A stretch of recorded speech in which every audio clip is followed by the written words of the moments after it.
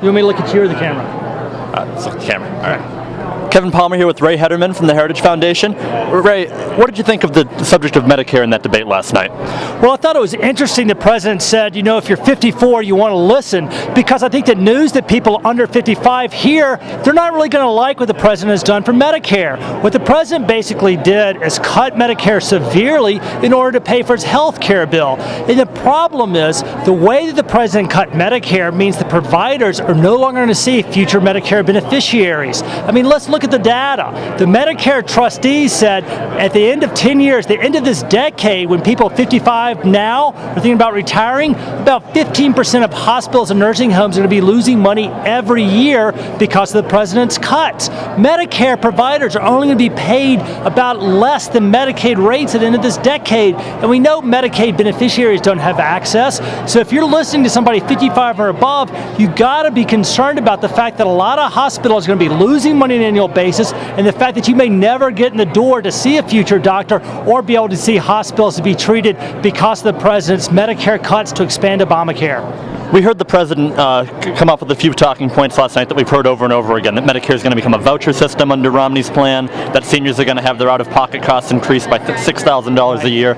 Is there any truth to this, or how does Governor Romney respond to this? Right. Well, you know, the $6,000 statement saying seniors are going to pay $6,000 more is simply wrong. It's based off an old CBO analysis of Chairman Ryan's budget proposal from 2011. Chairman Ryan has completely updated his proposal, even working with Democrats like Senator Ron Wyden from Oregon.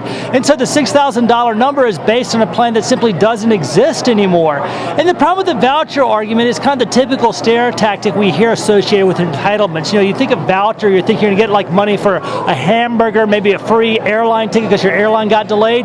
Really what's going to happen is the voucher that you receive from Medicare under premium support will be just like the voucher that 90% of seniors get to pay for Part D prescription drugs.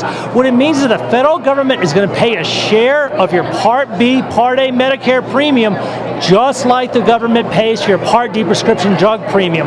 There's no difference, and we know that competition has worked wonders in Part D plans. We know that premiums under Part D, in fact the vouchers, the Part D the government would pay, hasn't increased because of the good benefits of competition. That's how we're going to constrain Medicare costs, and really what we're looking at is two different debates about the future of our entitlement system. On one hand, we have, let's just cut all the money out of providers. That's where we're getting our savings from. Well, if you believe that's the route to go, why do everybody in Congress vote to extend doctors' benefits, prevent the doctors' cut from happening? Because people realize that providers and doctors are losing money when they're treating Medicare patients. They're not going to see Medicare patients. They're not going to accept new ones. Unfortunately, we've already seen data coming in that doctors are less and less willing to see new Medicare patients simply because of the provider cuts under Obamacare. The other side is, let's inject choice and competition. Premium support, quite simply, is the only bipartisan plan out there that allows seniors to choose their Medicare providers and constraining Medicare costs to ensuring Medicare survival for current beneficiaries without burdening future beneficiaries with problems of access or, of course, unbearable tax rates for our children and grandchildren. 32 days until the election. What one point does Romney really need to hammer home on Medicare?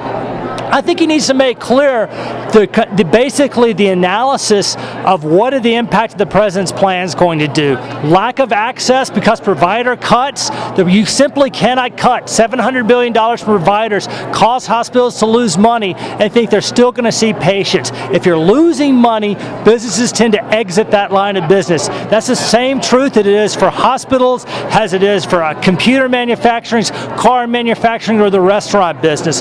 So point out exactly what happens with benefit cuts. On the other hand, I think it's a great election to be able to talk about the benefits from premium support and why we need entitlement reform. Look, the status quo of Medicare is dead. I mean, there is no status quo of Medicare. The president made that clear in Obamacare. Now the choice is, how do we handle the entitlement moving forward? Medicare must be reformed. The question is, who do you want to control, yourself or the government? Thank you so much.